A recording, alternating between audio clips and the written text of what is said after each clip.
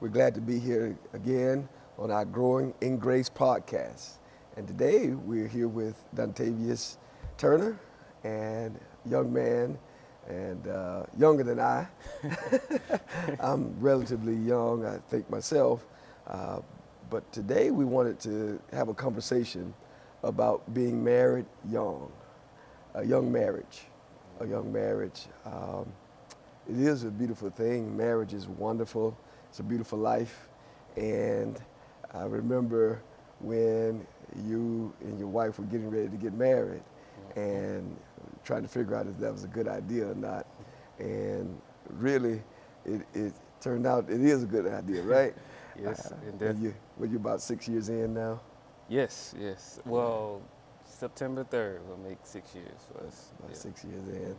And at what age did you get married? Age 21. Yeah, we started. 21, Yeah. 21. Yeah. You went a little longer than me. You went a little longer than me. I got married at 19. I got married at 19 to. Yeah, I wasn't ready then. You wasn't ready at 19? Nah, I wasn't ready then. Yeah. Well, of course, nobody should get married when they're not ready. You agree to that, right? Yes, yes. There needs to have a certain level of maturity. Mm-hmm. And actually, as I think about it, so you're at 21, I was 19, but the Bible did say that a man leaves his father and mother and cleaves to his wife. So manhood and maturity can be different for different people, the age at where you become mature. And at the age of 21, you felt like you was ready. Mm-hmm. You was ready. Yep. Yeah, yeah. So I do have a question about that. What are some of the things that you heard about getting married early? What are some of the things that people tried to warn you about? Or did you have that? Did people try to talk to you, say, hey man, DT, man, I don't know. Yeah, You know, yeah. that's what they call you, DT. Yeah. I don't know, DT, man. I think you ought to wait. You ought to wait because of X, Y, and Z. Mm-hmm. And because sometimes people, they'll try to get you not to get married. And then some people try to get you not to get married forever. It's like, man, I wouldn't get married if I was you. You know, Yeah. but what are some of the things that people try to bring to your attention? Okay, so the crazy thing for me is, you're right, I've had conversations with a lot of people inside the church and outside the church. Yeah. And like a lot of the feedback, so surprisingly, a lot of the feedback outside of the church wasn't all bad. Of course, you have the generic ones that like a lot of people would say, yeah, your life is over with. And it's like, yeah, don't don't commit into it. So yeah, he's like, man, like I'm praying for you, man, because like you just say like your life is over with, and you get that. That's the stereotypical thing that you hear outside of church. But for me, I just kind of channeled what I knew where I was at in my life, and I talked to the right ones to make sure at least I talked to her parents about it. I talked to my mom about it, and just getting the feedback from them, and even like I think as far as just the whole process getting started. And I think I talked to my mom about it first, and she didn't. I won't say she didn't agree with it, but she was questioning about it, and she was like, "Are you ready?" And it's a lot that goes into it. And she was telling me about like the different things, the different requirements, and she just wanted to make sure that I was ready. And like, but I knew coming to her having that conversation that like I kind of just pretty much reassured her that yes, I was ready. I had this kind of going for myself, and I had, different things just going. I had different things set in front of me that I knew I wanted to do, and like pretty much, I feel like after that conversation with my mom, I want to say I probably talked to her first. Yeah, I talked to her first, and then like once I kind of got the okay from her, then I kind of like talked to her parents about it, and I feel like. You know how like they say usually you're supposed to ask your father-in-law for the hand in marriage. I feel like I didn't even do that.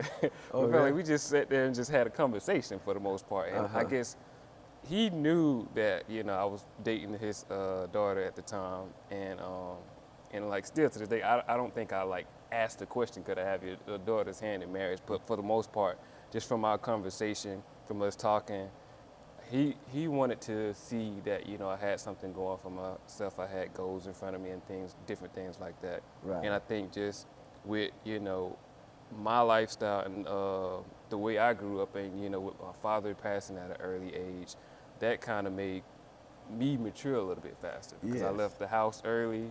Like, I think I left the house around 17, and I probably didn't come back.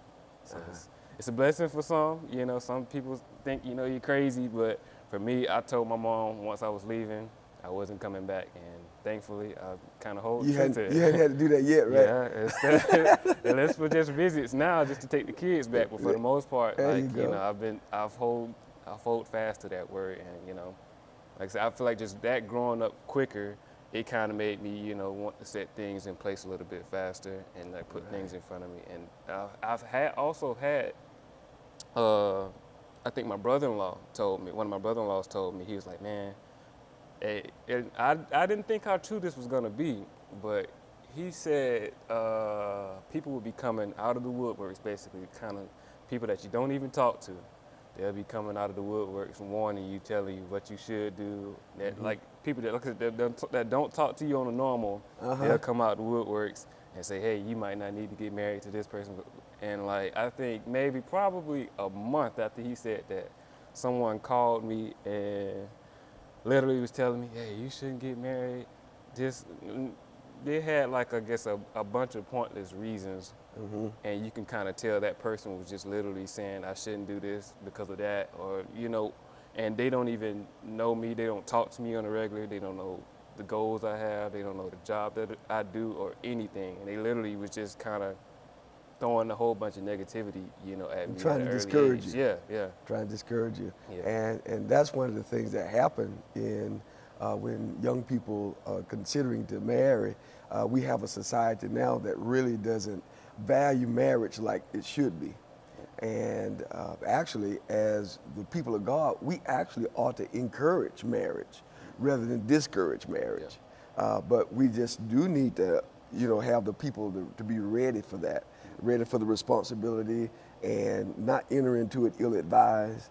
Have the right mindset about, hey, you know, you're no longer single. You're actually becoming one with another person, and take that seriously. But if a person take it seriously and enter into it with the right mindset, it's beautiful. It's actually beautiful. And what has happened is people have mischaracterized or abused marriage, and then they put that stain on marriage for everybody else. Like, man, I wouldn't do that if I was you, and you know it's gonna be like the ball and chain, and you start hearing comments like, what negative comments you got from people just about marriage in general?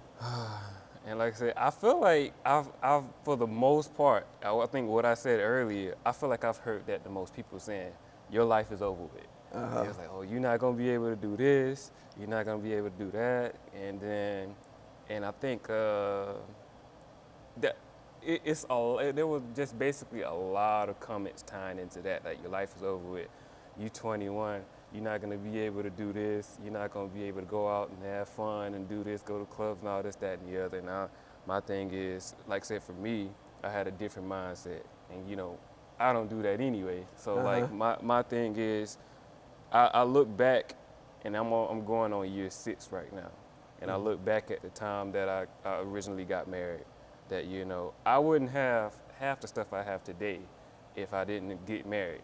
And, you know, for me, I consider it as a blessing, because, like, now I feel like I'm kind of far ahead of a lot of people that's in my age group. Like, I'm 26 right now. I already have a car, have a house, another car that's paid off, and, like, and it's not just me and my wife. You know, we have things together. We have 3 kids, and, you know, now it's like, well, at this point right now, we're done with kids. But I mean, but, like, it's like now we're at the point to where, you know, it's like, what's next? Like, we already kind of got that phase out the way, but, like, we crossed a lot of those, you know, getting a house, getting a car, all of those stepping stones early. Yes. And it's like, now I'm not even 30 yet, and, like I said, it's like there's more ahead of us. There's more that we can do. And I guess a lot of people, they get kind of stuck in that lifestyle of, like, you know, doing what they want to do. And yeah, in a sense, you always want to do what you want to do, but at the same time, you always got to make time. And like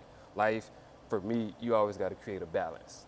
And I think when any young person, and some young people have came to me and asked like for like marriage advice on like when did I know I was ready or anything.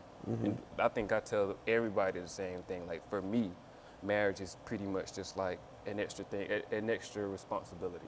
And if you're a responsible person, for the most part, I think you pretty much can be ready for marriage. But like it just adds more responsibility to it. And like if you're not a responsible person, if you don't keep track of the little things, then you're probably not gonna be ready for marriage. Just, I just throw that out there because it depends on like how you the little things, like maybe, you know, cleaning up, something as simple as that, or picking up behind yourself, or your little habits that you do every day. Like if that's in order, then you know sometimes adding on an extra responsibility or like adding a different person to it, you know, sometimes it helps, sometimes it doesn't.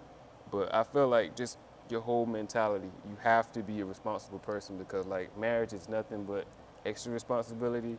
Then like once you have kids, it's more responsibility. So like you definitely have to be a responsible person, you know, when it comes to it. And that's one of the biggest things that I kind of, you know, tell people. Well, because at the end of the day, it's a commitment. It's a vow. It's a vow you're making before God that you're going to be committed to this person for the rest of your life. So that's not like buying a car or a house. House, you know, 15, 30 years, right? Car, maybe 5 years, where they got them going out 7 years now. Where you can, you know, have a loan on it and have that relationship with the bank. But when you have a relationship with a wife, I mean, that's to death.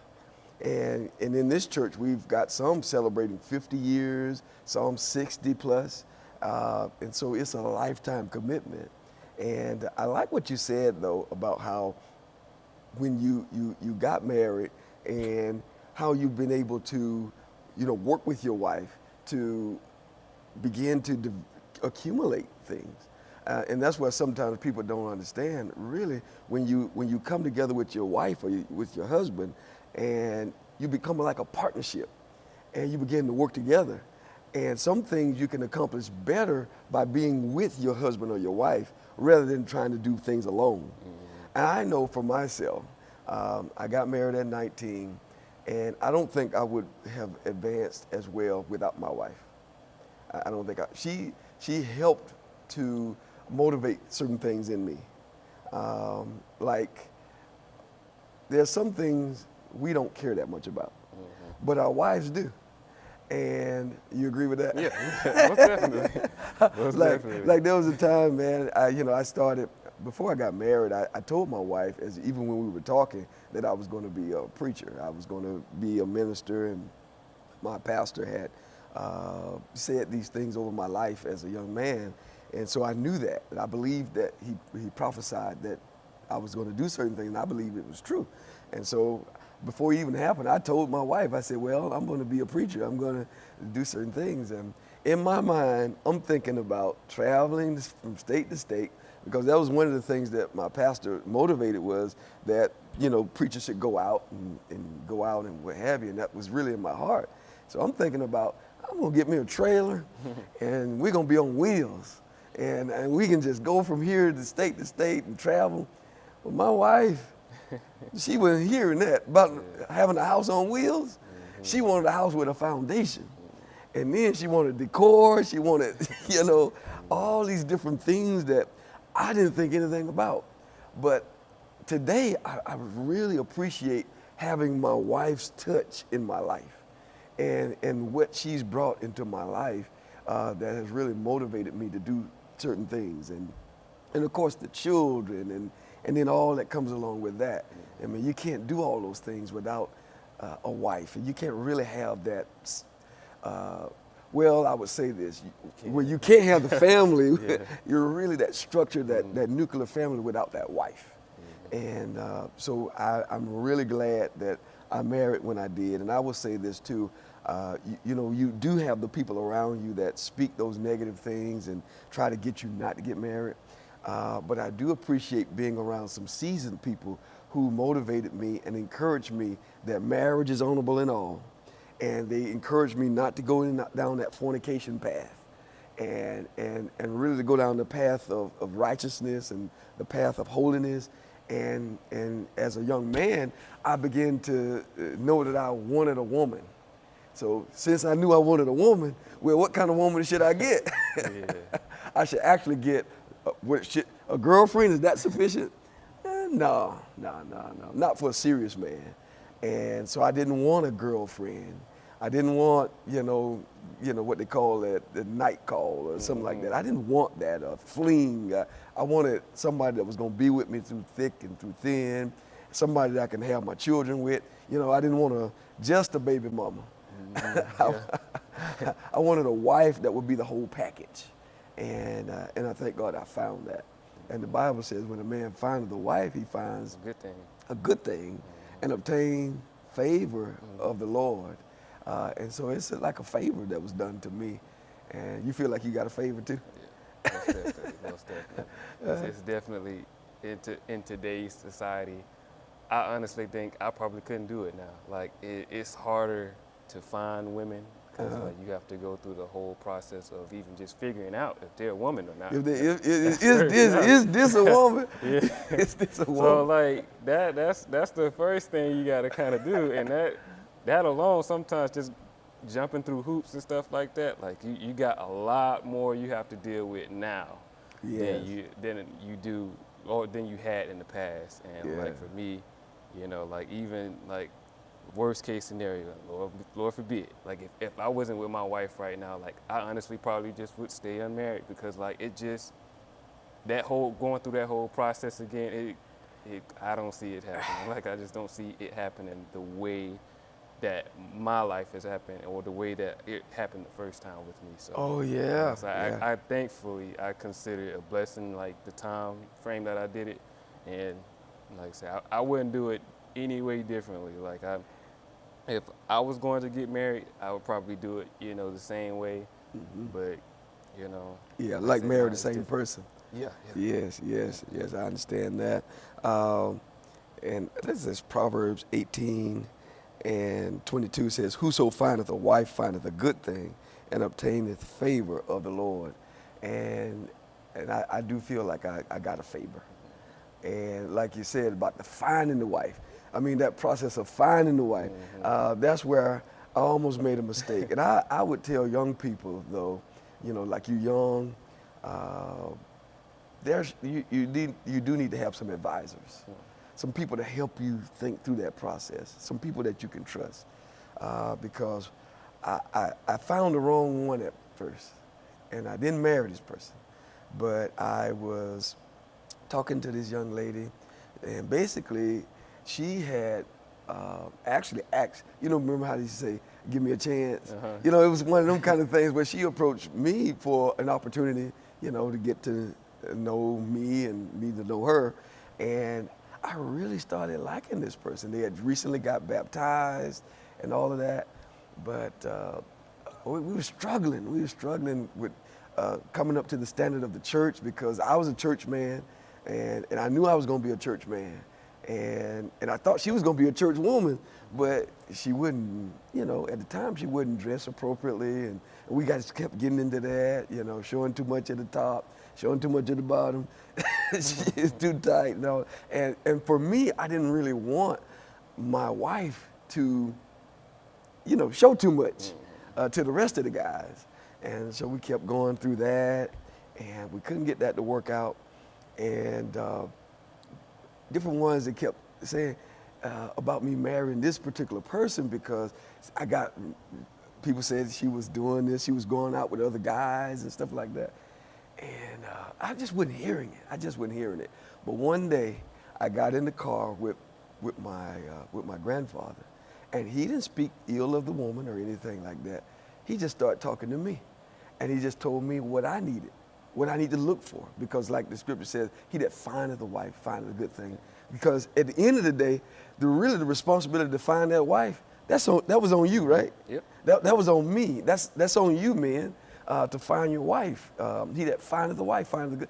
And sometimes people say, the wife God gave me. No, it's the wife you found.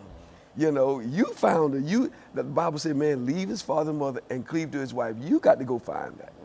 And but he began to talk to me and tell me, man, you know what you're supposed to do. You know, you're a God man, you're a church man. He just began to tell me you need a certain type of wife. And he just went down the line. Whereas other people, they was hitting the head on and speaking ill of this particular person, and I didn't want to hear that like that.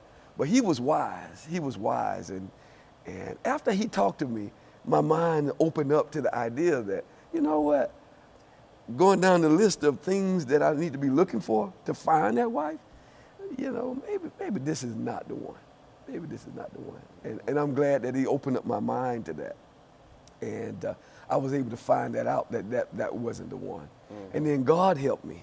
And he revealed to me to go by this person's house a particular day. Go by, don't call, don't tell you coming. Mm-hmm. And I went, found the dude laying out on the couch, and all right, y'all have a good day. My pastor already done talked to me, he already done told me, so now I know the deal. Mm-hmm. I got to go find the one that's right for me. Mm-hmm. And shortly after that, I found my wife sitting in the congregation, and there she was. And I just thank God for that. And how did you find your wife? It's a funny story, man. I think I told my wife this a while ago. We both grew up in the church, and I'm not sure what General Assembly was, but General Assembly is the time that all the churches come together. Yes. And this was before I probably even had a conversation with her. I think it was here in this church. And I want to say it might have been the first time I've heard her sing. She had to sing a song, I think, for the mass choir. And I was probably sitting like back there in the audience. And I just said to myself, I was like, I think I'm gonna marry this girl one day. But I haven't even had a conversation or anything with her yet. I just said it to my head. I was like, I think I'm gonna marry this girl just one day. And then I think 2010, 29, I know she might mess me up with it. I think it's 2010, but that's when I think had a conversation with her. And one of my first conversations with her, I think it was her brother's graduation or something like that. And mm-hmm. Of course, like I was friends with her brother, and like she was friends with some of my family members and vice versa. So it was we were bound to talk to each other, but we just never did. So like mm-hmm. I think we went to the movies one time, and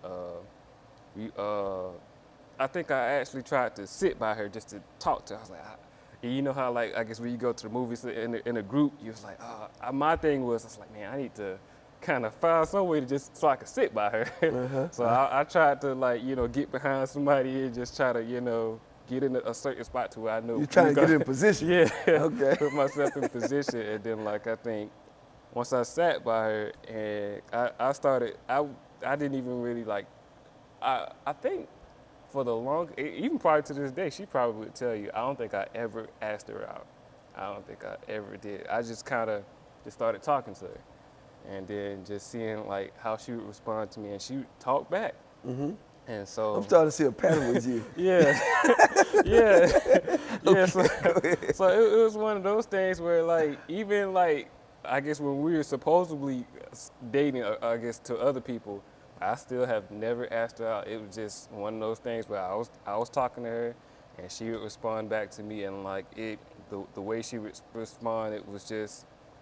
You could tell a lot by just talking to somebody. Yes, like yeah. We've had a long time, and like with me not living up here personally, mm-hmm. I've had a lot of phone call conversations, and even the times when we were able to come together and just talk. And sometimes like you can have a conversation with somebody over the phone, but like when you talk to them in person, it could be totally different experience. But mm-hmm. for me, like I said, with her growing up in the church, with me growing up in the church, it was the same experience. Yeah, some commonality, some things in common. Mm-hmm. Yes. And that's what made it, a whole lot easier for me. And like I said, with me meeting her family, knowing her family, her meeting my family, knowing my family, even like when it came time to, me, the first time I think I went over her family's house, it wasn't like, it didn't feel like it was uncomfortable. Like I Right. still felt the way her family, kind of came around me and kind of like treated me, as a sibling or a brother or a son, and vice versa when she came down to my mom's house, and it was the same feeling, like Yeah. my siblings, treated her as a sister, and like they didn't think no illy of her or anything. So it was, I feel like from that whole experience, us meeting each other's families, somebody, if it was a red flag, somebody was like, no, I don't think you should do this, or I don't think you should do that. But it wasn't, there was nothing negative from each family that I can kind of, that I can think of, that nothing negative that anybody had to say about her or me, vice versa. And even still to this day, my family's the same way. Like, they love her, treat her as a sister, a daughter, and vice versa. Their family loves me, treat me as brothers. And,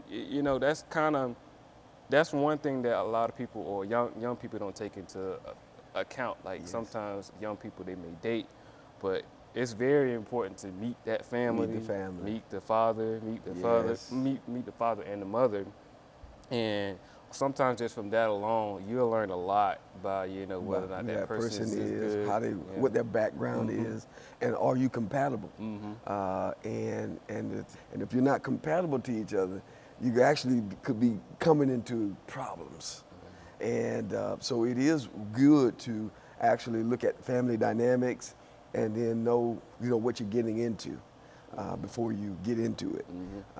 And I appreciate that with my wife as well, to where we have a beautiful family, and her family is my family, and my family is her family, and we can maybe use a term in-law, but we actually, I believe they're like my family, because we become one flesh, and so her people are my people, and my people are her people.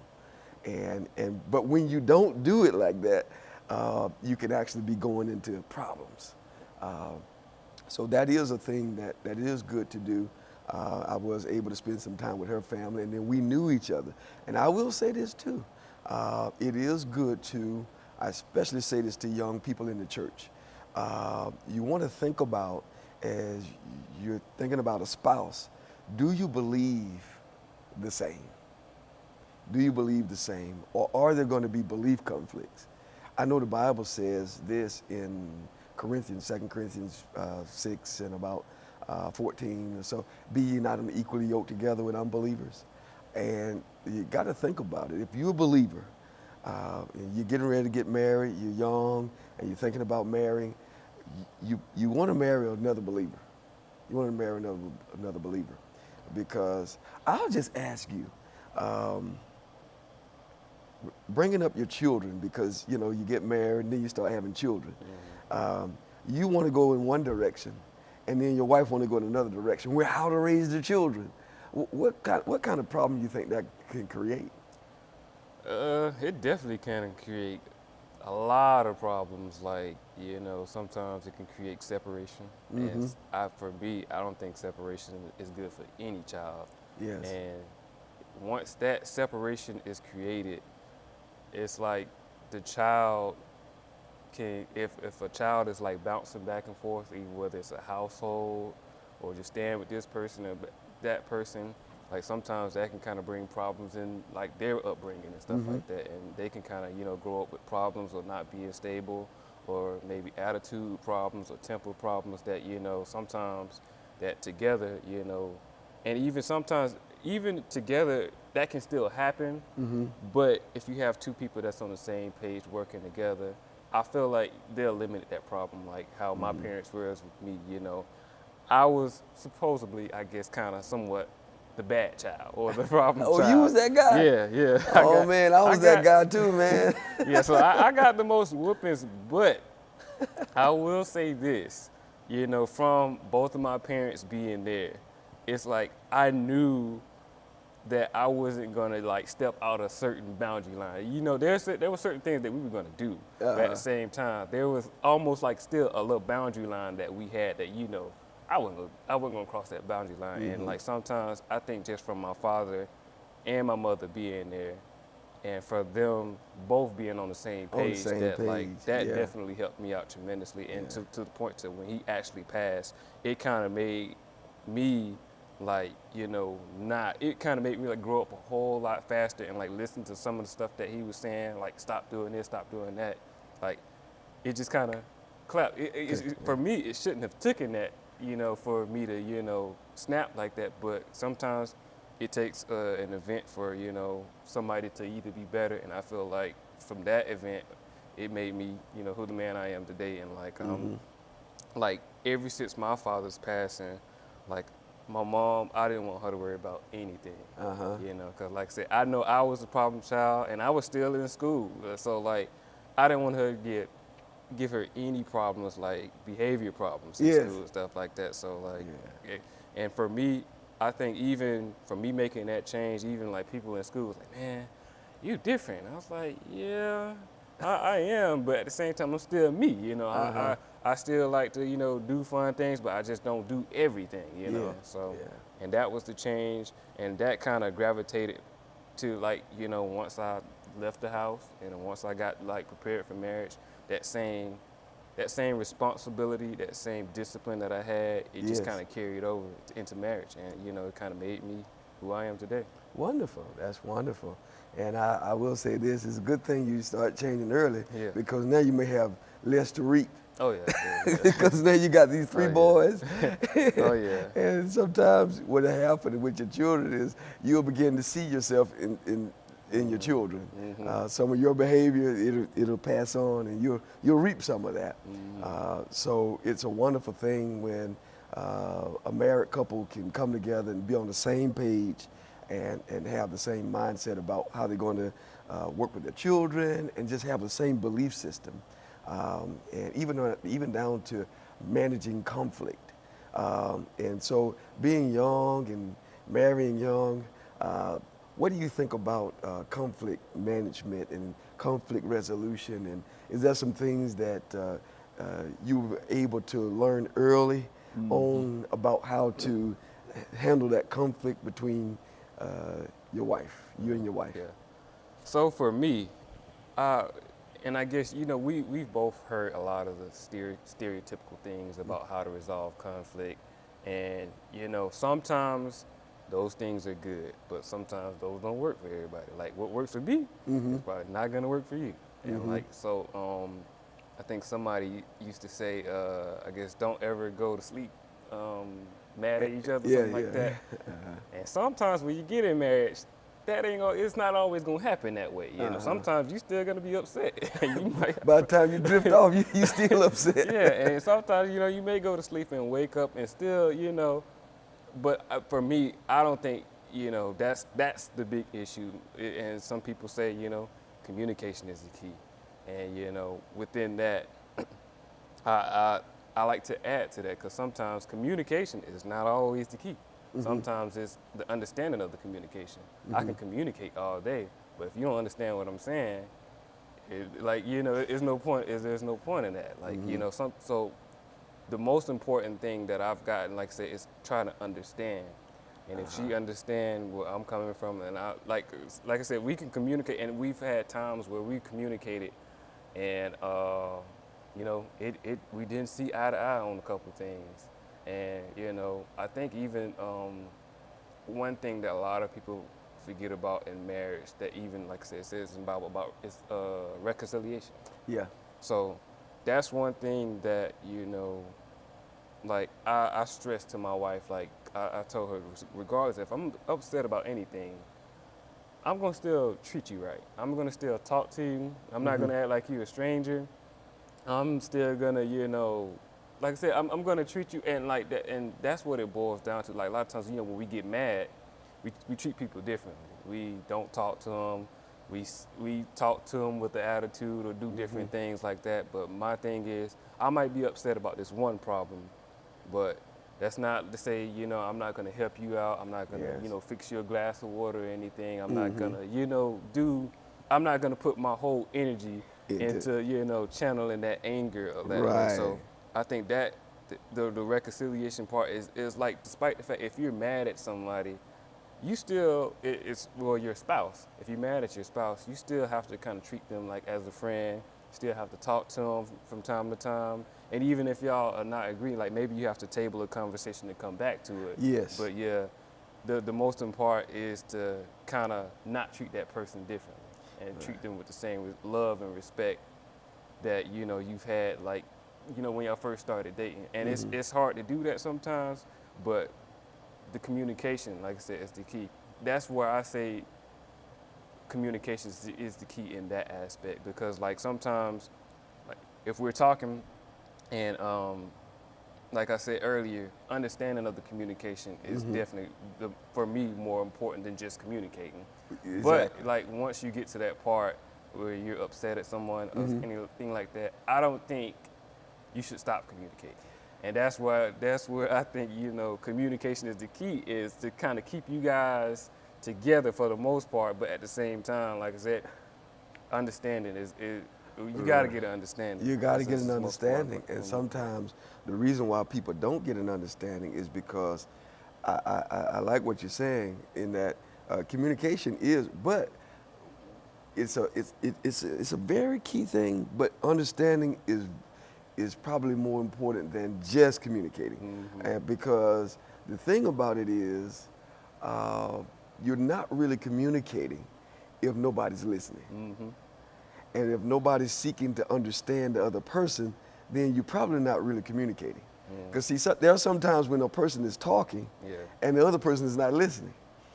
Sometimes when, especially if you're having an argument or whatever, sometimes what's happening is one person is speaking and the other person is thinking about what they're going to say, rather than thinking about what the person is saying and then trying to understand what that person is saying.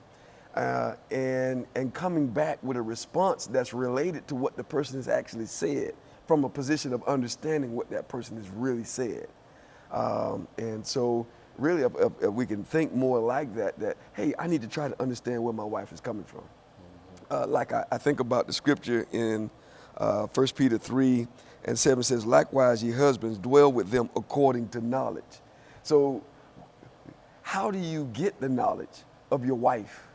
Dwell with your wife according to knowledge. Likewise, your husbands, dwell with them according to knowledge, given unto the wife as the weaker vessel, as being heirs together of the grace of life, that your prayers be not hindered. Knowledge. Okay, how do you get knowledge about who your wife is? You got to get it from her and where she's coming from. You got to dwell with her with the knowledge that you're able to gain from her, the knowledge of what God said, all of the knowledge that you have. And but some of that's going to come from talking to her, communicating with her, listening to her, hearing what she's got to say. What's her take on a particular thing? And then how do you respond to her? And just beginning to know who she is. One of the things I recognize about communication is sometimes the way people communicate, it causes the communication to shut down. Have you had any experience with that? I'm that type of person. Because like sometimes I've known it to be a type of person that, you know, to speak direct, straight to the point.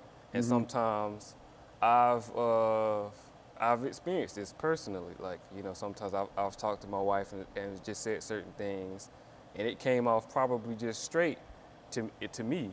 But for her, it's like she didn't want to respond to that because of how I said it. Might have been the tone I said it, the way I said it, or whatever we're talking about. So like for me, next time we may table the conversation. So next time I approach it, I try to take a different approach versus just always being that straightforward person. I'm still straightforward about a lot of things, but you know, when it comes to her, I have to think, and I'm like, okay, maybe I should say it. That's good. Maybe I should say it a different way, and you know, try to, you know, just take different approaches to make, you know, to make what I say, you know, heard. Because of course, if it's said that straight way, you know, it's not heard, and then, you know, we'll go into that cycle of, you know, not really listening to each other. Yes. So and it's up to, you know, each individual as a person to kind of like look and sometimes take a step back, look at yourself and see how you're talking to somebody, and seeing, you know, what you're saying, how you saying, how loud you saying, like everything Oh matters. yes. Like, Oh yes. everything's Your matters. tone, the word choice, Mm-hmm. because that's some of the things I had to, in being early in marriage, I had to make some adjustments in. You know, like my wife would respond to me a certain way that I didn't like. But one of the things I had to consider is, okay, she's doing this and she's talking to me this way, but why? And some of it was because of me. At some points, I was causing my own issue. Like, say, your wife began to speak to you in a harsh tone. Sometimes what you got to figure out is, what did I say to cause her to respond to me in that tone? And one of the things I began to learn is, like you said, the word choice, sometimes even when to talk. Sometimes the right thing is to be quiet. Mm-hmm. The right thing is to not even respond to certain things, and that will make the peace. But one thing I recognize in the book of Proverbs, it says that in Proverbs, the 15th chapter, and I would encourage, young married people or seasoned married people, but married people, or if you're in a relationship at all, or church folks, it doesn't matter. If you have any relationships, Proverbs is a good chapter to look at as it pertains to how you speak in your tongue. It says that a soft answer turneth away wrath, but grievous words, Proverbs 15:1, grievous words stir up anger. So you got to watch them words you're using and then how you're talking, because sometimes what you say, that's the thing that's going to get the fight. You can have, and you're going to have some disagreements. You can have that, but the fight, the sleeping on the couch situations, and you might not sleep on the couch. You might sleep in the bed, but if all the covers tucked in real tight up under your wife, and she done about snatched them away from you and tucked them in under her, and oh my goodness, you might as well be on the couch or sleeping in the shed, You in the doghouse, bro. You in the bed, but you in the doghouse side of the bed. You in a bad position. And sometimes it's because of what you said, how you said it, when you said it. You just done messed up. Mm-hmm. You just done messed up. Yeah. And you might be messed up for a week. Sometimes it takes a while, doesn't it? Yeah. It takes a while for that fire to die down and simmer down and things the relations to normalize, And so sometimes we as men, we have to consider how long it's going to take for this relationship to normalize after I say certain things. And we got to be strategic. We got to think, we got to play a chess game in our head.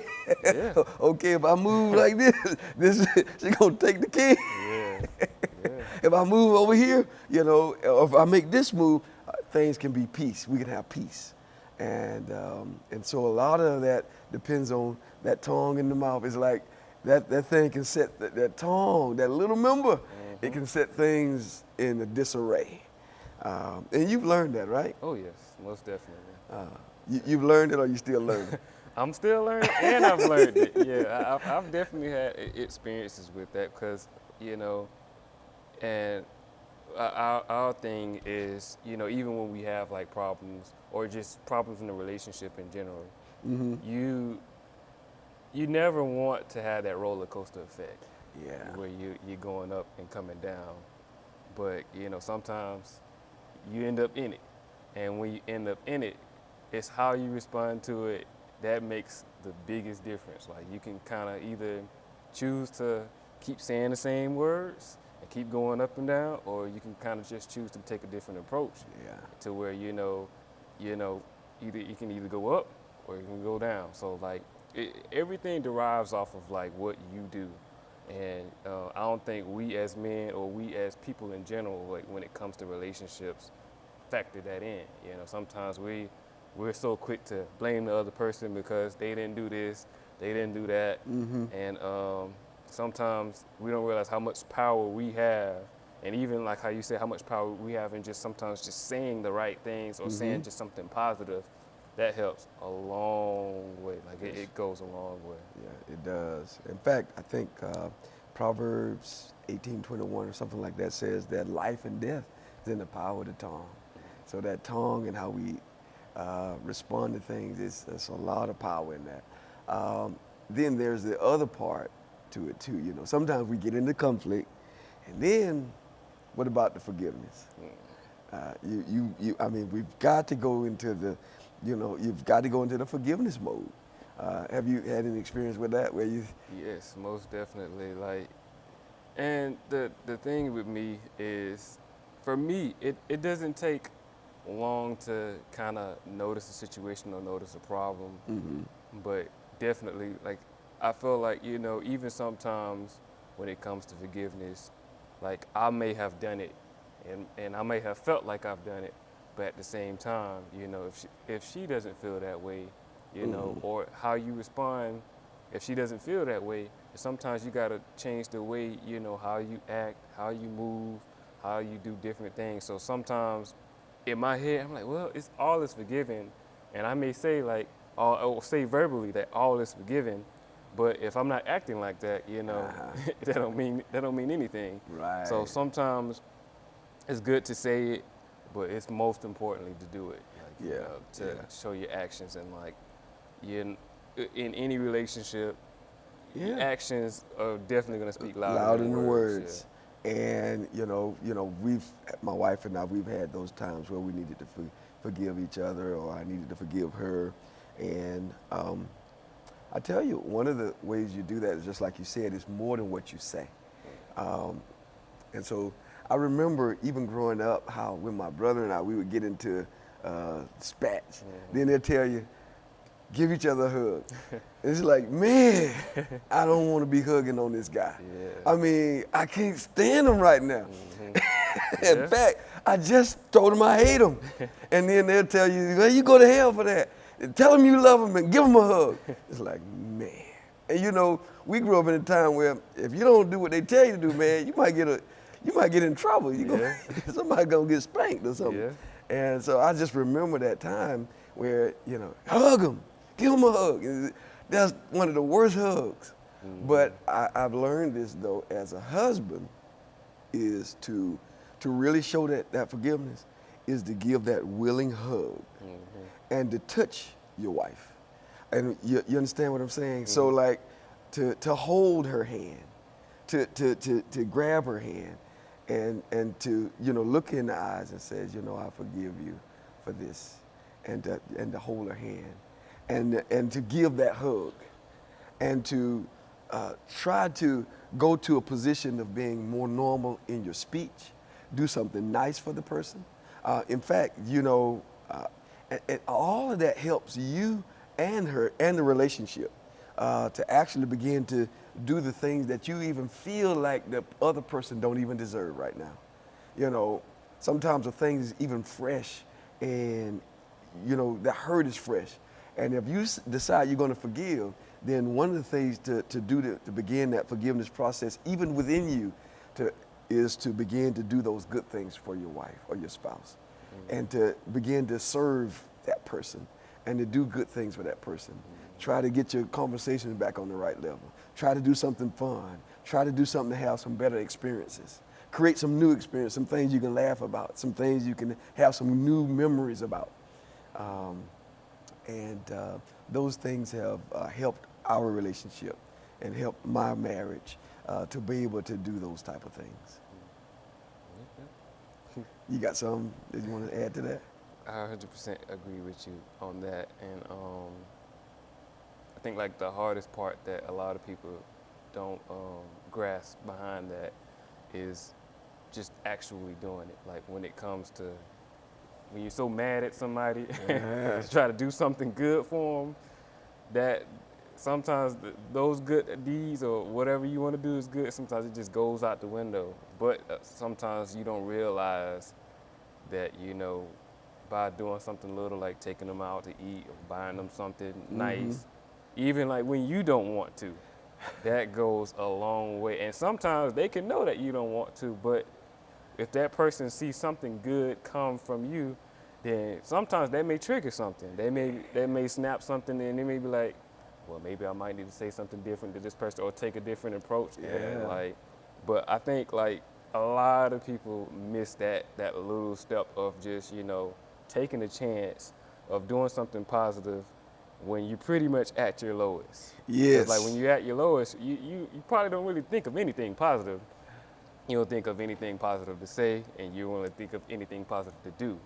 But sometimes it takes God to bring that, or most importantly, and like if you have God and God may tell you, hey, let's do this or do something this. And sometimes those those thoughts come, but sometimes we choose whether or not we we're come listen ignore to it. it. Yeah. You know. But so, a lot of times, if you actually listen to those thoughts, Yes. and just like I said, do the small thing, like I said, take her out to eat or buy something nice. Yeah. And even like when she know you just pretty much had a heated conversation or something like that, or y'all might have had a big disagreement. Sometimes that goes a long way, and that can change the whole entire whole mood. dynamic, whole dynamic, and that's the other part to that is, you know, you don't let bad things to overcome your marriage.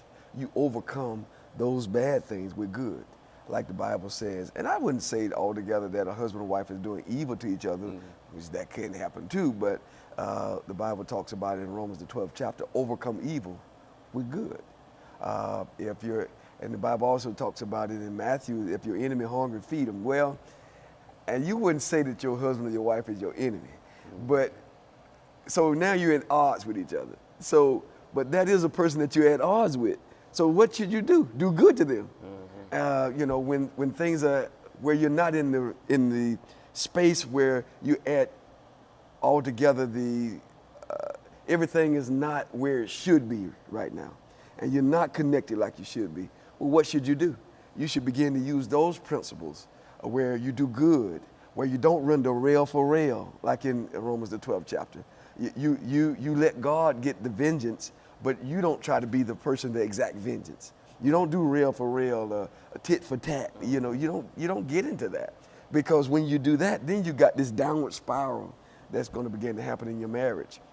So you did this to me. Now I'm gonna do this to you to show you how mad I am because you did this to me. Now you mad at me because now I done did something worse to you than what happened even originally. And now we in this bad race to the bottom. But like you were saying, things have happened, and then you decide, okay, we're gonna change the trajectory here. I'm gonna do something different. Okay, things have been going bad. Let's bring some good in here. Somebody's got to have the sense first to say, hey, let's put some good in here. Enough of this, and do something good. Now I did something good for you. Now you might begin to think, you know what? That was so nice that my husband did for me. Then now the wife might think, you know what? I'm gonna try to do something nice for DT. What you want to eat tonight, DT? Now what's your then you start thinking, you know, that was a good meal. Now what am I gonna do? What am I gonna do for De'Ara? and actually it can get like that to where you're actually trying to think of good things to do for each other, which actually that's what we should be. That's where we should be. And sometimes things that come and derail that, but then we need to get that right back on track through forgiveness and then doing good one to another and trying to please one another. And I think that this is a good conversation. And I think that this is the beginning of this conversation. Oh, yeah. I don't think this is the end of this conversation. I think that we need to continue this conversation. If I don't continue with you, I may need to continue with somebody else, because there's some more nuggets. There's some more that God has to say about these young marriages and young, seasoned. It doesn't matter. God instituted marriage. It's a beautiful life. And sometimes people try to say that you shouldn't go into it, but the marriage is honorable in all, the bed undefiled. God is going to judge people that do something different from marriage that's ungodly. He's going to judge that. It's okay to be single, but marriage is a beautiful life. Married, bearing children, and it's wonderful to have a beautiful family and be married young. That's a wonderful thing too. It's a benefit. I'm 47 and I got grandchildren already, and I'm an empty nester. So I think that those are some of the benefits that we didn't get into, a lot of the benefits, but I'm thanking God for what he has done in my life. You thanking God for what he's done for you? Yes. It is a wonderful life. It's a beautiful life. It's something that God ordained. And if we do things God's way, I believe God will bless us. And beautiful conversation. Yes, Thank sir. you. God bless you.